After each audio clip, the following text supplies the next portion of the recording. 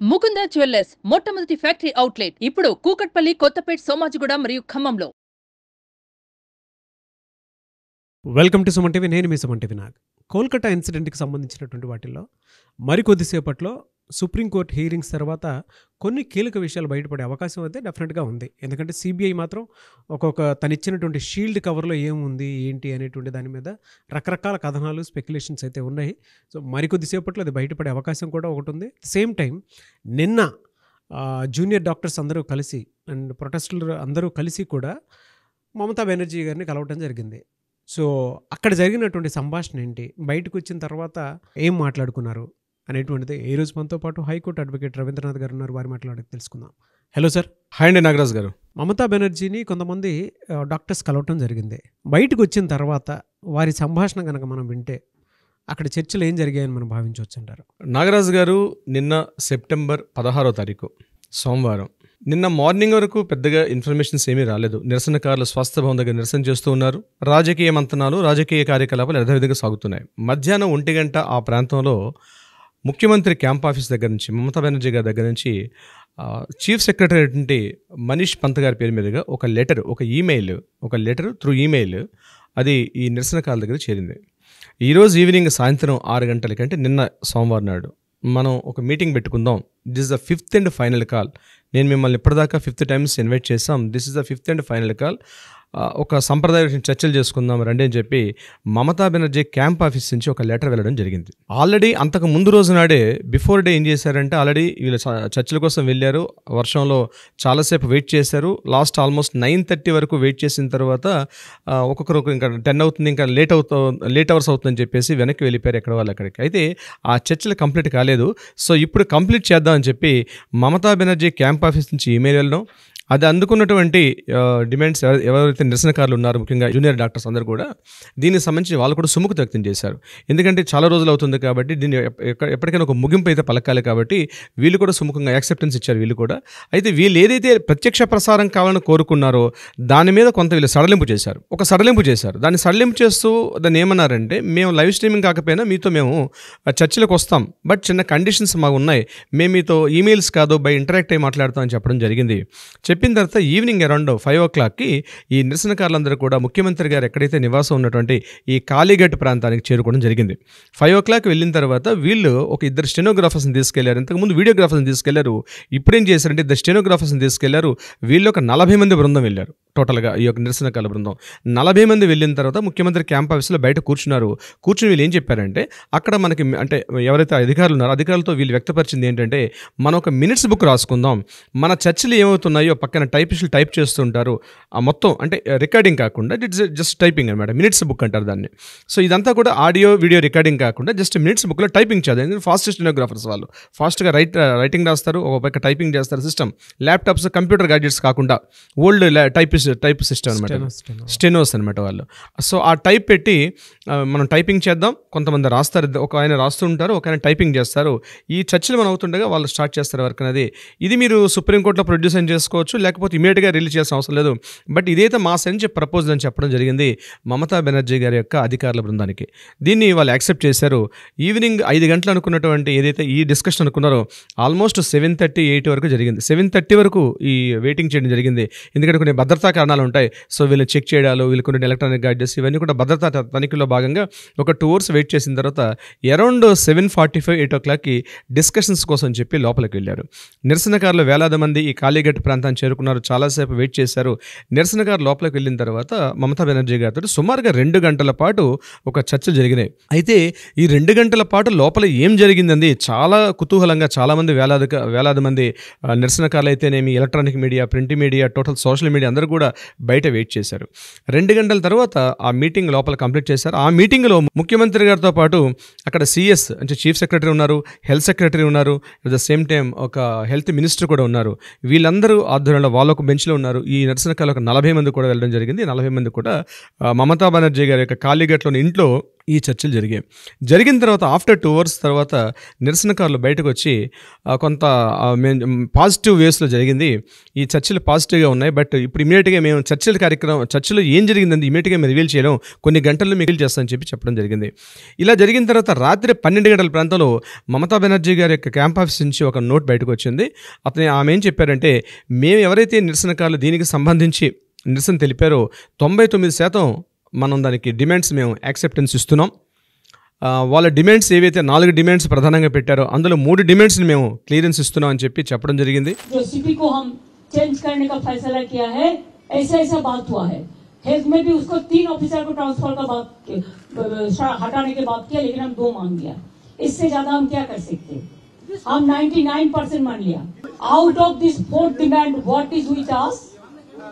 We accepted 3 demands and we requested them to join the work so that commoners should not suffer. Okay, so ఇక్కడ మమతా బెనర్జీ గారు క్లియర్గా చెప్పారు, 99% ఎవరైతే నిరసనకారులు ఇచ్చినటువంటి స్టేట్మెంట్స్ మేమైతే డిమాండ్స్ని కంప్లీట్ చేస్తున్నాం, అయితే అధికారులను సస్పెండ్ చేసేది ఉంది. అయితే 2 పోలీసు అధికారులను సస్పెండ్ చేయమని చెప్పి అడిగారు. ఒకరు సిపిని చేయమని చెప్పారు, ఇంకొకరు డిపి నార్త్ డిపి ఉన్నటువంటి అతను కూడా అభిషేక్ గుప్తాని చేయమని చెప్పారు. అభిషేక్ గుప్తా గారు ఈ విషయం మేము మార్నింగ్ చెప్తామని చెప్పడం జరిగింది. ఈ డీటెయిల్స్ రేపు మార్నింగ్ రివీల్ చేస్తాం, మళ్ళీ రేపు మధ్యాహ్నం మేము మరొక మీటింగ్ పెట్టుకొని అఫీషియల్గా అనౌన్స్మెంట్ చేస్తామని చెప్పారు. అయితే ఈరోజు మార్నింగ్ అంటే సెప్టెంబర్ 17, ఈరోజు మనకి మంగళవారం, ఈరోజు మార్నింగ్ తెలిసిన ఇన్ఫర్మేషన్ ఏంటంటే మమతా బెనర్జీ గారి క్యాంప్ ఆఫీస్ నుంచి సిపిని మాత్రం తొందరగా డిలీట్ చేయలేం, కానీ అభిషేక్ గుప్తా గారి మీద, అదేవిధంగా 2 వైద్యాధికారుల మీద ఇమీడియట్గా సస్పెండ్ ఆర్డర్ ఫస్ట్ స్టెప్లో వాళ్ళు ఏం చేశారంటే ఇద్దరిని కూడా వాళ్ళ ముగ్గురిని కూడా ఇమీడియట్గా లీవ్ తీసుకోమని చెప్పి, అంటే మీరు ఇమీడియట్గా రిజైన్ చేయమని చెప్పడం జరిగింది. ఆ 3 అధికారులు కూడా మమతా బెనర్జీ గారి యొక్క ప్రపోజల్ని యాక్సెప్ట్ చేశారు. వాళ్ళు వాలంటరీగా రిజైన్ చేశారు. సార్ గవర్నమెంట్ ఏం చేయలేదు సార్, వాళ్ళకి ప్రపోజల్ ఇచ్చారు, వాళ్ళు రిజైన్ చేశారు. ఇది జరిగిన గంట సేపటి తర్వాత, మార్నింగ్ అయిన తర్వాత జస్ట్ ఒక హాఫ్ అన్ అవర్ బ్యాక్ మనకు అందే న్యూస్ ఏంటంటే, ఎవరైతే Vineet Goyal commissioner of police Kolkata, అతను కూడా ఇదే ప్రపోజల్ మమతా బెనర్జీ గారు పెట్టడం జరిగింది. పోలీస్ కమిషనర్ కూడా దీన్ని యాక్సెప్టెన్స్ ఇచ్చారు. ఆయన కూడా బహుశా మరో కొద్ది నిమిషాల్లో ఆయన కూడా రిజైన్ చేసే కార్యక్రమంలో ఉన్నారు. సో ఒక విధంగా చెప్పాలంటే నాగరాజు గారు, ఏదైతే ఈ సంఘటన నిన్నటి నుంచి ఎప్పుడో జరిగిందో పోలీస్ అధికారులు రాజీనామా చేశారు, సిపి రాజీనామా చేశారు, at the same time DP Abhishek Gupta గారు రాజీనామా చేశారు. ఎవరైతే వీళ్ళ డిమాండ్లో మరోటంటే వైద్యాధికారులను ఎవరైతే ప్రధానంగా ఒక 3 చెప్పారో ఆ 3లో 2 రాజీనామా చేశారు. ఇది కాకుండా వీళ్ళ భద్రతా చర్యలో భాగంగా వీళ్ళకు కమిటీ వేయమని చెప్పారు. ఒక కమిటీని కూడా ఇమీడియట్గా యాక్షన్ ప్లాన్లో దిగారు మమతా బెనర్జీ గారు.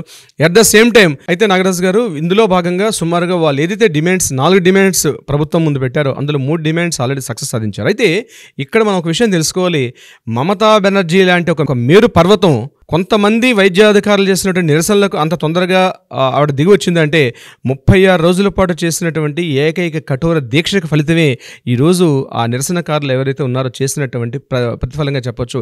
ఇట్స్ అ రిజల్ట్ అని చెప్పొచ్చు. అయితే ఈ స్థాయికి ఎందుకు మమతా బెనర్జీ గారు రావడం జరిగింది, ఎందుకు ఆవిడ వీళ్ళ డిమాండ్స్ని యాక్సెప్టెన్స్కి ఇచ్చారంటే, నేను ఒక వీడియో క్లిప్ చేస్తాను. నిరసనకారులు వాళ్ళ వాయిస్ తెలుపుతూ ఏం మాట్లాడారు కూడా ఒక వాయిస్ విన్నాక నేను మీకు చెప్తాను.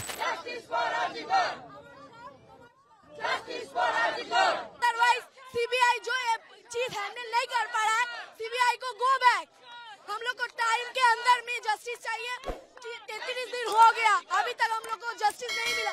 हम लोग को एक क्लियर जस्टिस चाहिए, विद इन टाइम के अंदर चाहिए, वरना हम लोग कॉन्स्टिट्यूशन अपने हाथ में ले लेंगे.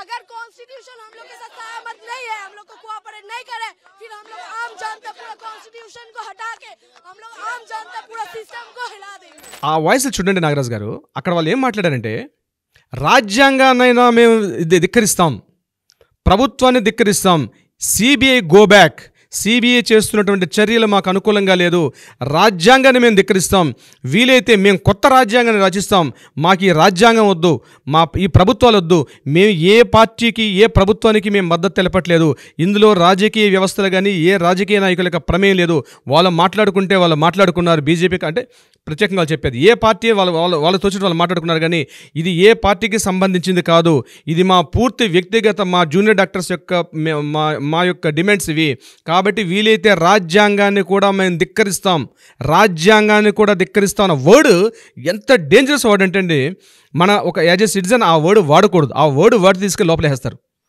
అది చాలా పెద్ద కాన్స్పిరసీ అటువంటి వర్డ్స్ వాడడం. దానికి కూడా సిద్ధపడ్డారు వాళ్ళు. మేము వీలైతే జైలు కాదు, మీరు ఈ ఉరిశిక్షలు వేసినా మేము భరిస్తాం, కానీ రాజ్యాంగాన్ని ధిక్కరిస్తాం. సిబిఐ గో బ్యాక్ అంటే సిబిఐ దర్యాప్తు సంస్థలు కూడా మాకు నమ్మకం లేదు, అంటే ప్రభుత్వం మీద, వ్యవస్థ మీద మాకు నమ్మకం లేదు, అసలు ఈ వ్యవస్థే మాకొద్దు అన్నటువంటి డిమాండ్స్ మొన్న సాయంత్రం నుంచి నిన్న మధ్యాహ్నం వరకు చాలా పిక్కుటిలేయండి నాగరాజు గారు. ఒక దశలో మమతా బెనర్జీ గారు వీళ్ళ డిమాండ్స్ని యాక్సెప్ట్ చేయక రిజెక్ట్ చేసి పంపిస్తే కూడా ఈ పరిస్థితి అర్థం చేయి దాటిపోతుంది. తన పరిస్థితి తన కంట్రోల్ చేసుకోలేని పరిస్థితి. తన రాజీనామా చేయడానికి కూడా సిద్ధపడతానంటే బహుశా ఒక మెట్టు దిగుతారు అనుకున్నారు, కానీ నీ రాజీనామా మాకు అవసరం, నీ రాజీనామా ఆఫ్టర్ ఆల్ మాకెంత, మాకు నీ రాజీనామాతో ఉపయోగపడేది ఏం లేదు, నీ రాజీనామాతో మాకు సంబంధం లేదు, ముందు సిపిని రాజీనామా చేయించండి. ఎందుకంటే ఆయన ఎవిడెన్స్ సాక్ష్యాలని నాశనం చేశాడు కాబట్టి సిపి రాజీనామా చేయాలి, వైద్యాధికారులు రాజీనామా చేయాలి, మాకు భద్రతా వ్యవస్థ, మాకు భద్రత కల్పించాలి, అటువంటి డిమాండ్స్ మాకు అది అంతేగాని నీ రాజీనామా వల్ల వచ్చే మాకు ఉపయోగం ఏమీ లేదు. అంటే చూడండి, కొన్ని లక్షల మంది, కొన్ని కోట్ల మంది ఓట్లు వేస్తే గెలిచినట్టు మమతా బెనర్జీ ప్రభుత్వాన్ని కూడా నీ రాజీనామా మాకు just it's a peanut, just small incident, మాకు అవసరం లేదు. రాజ్యాంగాన్ని ధిక్కరించడానికి సిద్ధపడే వాళ్ళకి నీ రాజీనామాతో మాకేం అవసరం? రాజ్యాంగాన్ని ధిక్కరించడానికి సిద్ధపడిన వాళ్ళకి రాజీనామాతో ఏం సంబంధం అండి? అవును. సో ఈ స్థాయికి ఎప్పుడైతే నిరసనకారుల యొక్క వాయిస్ పెరిగిందండి, ఆటోమేటిక్గా ఇక మమతా బెనర్జీకి పరిస్థితి దిక్కుతోచని పరిస్థితిలో, ఏమీ తోచని స్థితిలో చిట్ట చివరిగా కాళ్ళ బేరానికి వచ్చి నిన్న నిరసనకారుల యొక్క ఏదైతే డిమాండ్స్ ఉన్నాయో అందులో 99% ఒప్పుకుంటున్నాను, ఆమె వాయిస్లోనే మనం వింటున్నామని ఇప్పుడు జరిగిన వీడియోలు చూసామని 99% వాళ్ళ డిమాండ్స్ని ఒప్పుకుంటారని గత్యంతరం లేని స్థితిలో, గతి లేని స్థితిలో మమతా బెనర్జీ గారు యాక్సెప్ట్ చేశారు. అయితే ఇప్పుడు ఎవరైతే అక్యూజ్డ్ సంజయ్ రాయ్ కావచ్చు, సందీప్ ఘోష్ కావచ్చు, ఈ వెనకాల ఎవరైతే ఇప్పుడు 12 మంది ఎవరైతే దీనికి సంబంధించి అరెస్ట్ చేశారో, బహుశా ఈరోజు ఇప్పుడు నడుస్తున్నటువంటి సుప్రీంకోర్టు యొక్క ట్రయల్స్లో భాగంగా ఇప్పుడు నెక్స్ట్ స్టెప్ ఏమవుతుంది మనం నెక్స్ట్ ఎపిసోడ్లో మాట్లాడదాం నాగరాజ్ గారు. డెఫినెట్గా అండి. ఏదేమైనా జూనియర్ డాక్టర్స్ ఒక పరంగా అంటే ఒక పాయింట్లో గెలిచారు అని చెప్పేసి చెప్పడంలో ఏమాత్రం సందేహం లేదు. 100% గెలిచారు. సో న్యాయం ఉంటుందండి, నిలబడుతుంది కూడా, అసలు డౌటే లేదు. చాలామంది అనుకుంటూ ఉంటారు, చూసేటుంటారు ఇంకెన్ని రోజులు అంటే దేనికైనా ఒక వ్యవస్థ ఉంటుంది, ఆ వ్యవస్థ ప్రకారమే చేయాల్సి ఉంటుంది. ఏదేమైనా we want justice, we demand justice. Anyways thank you so much Ravindranath garu. Thank you so much Nagaraj గారు.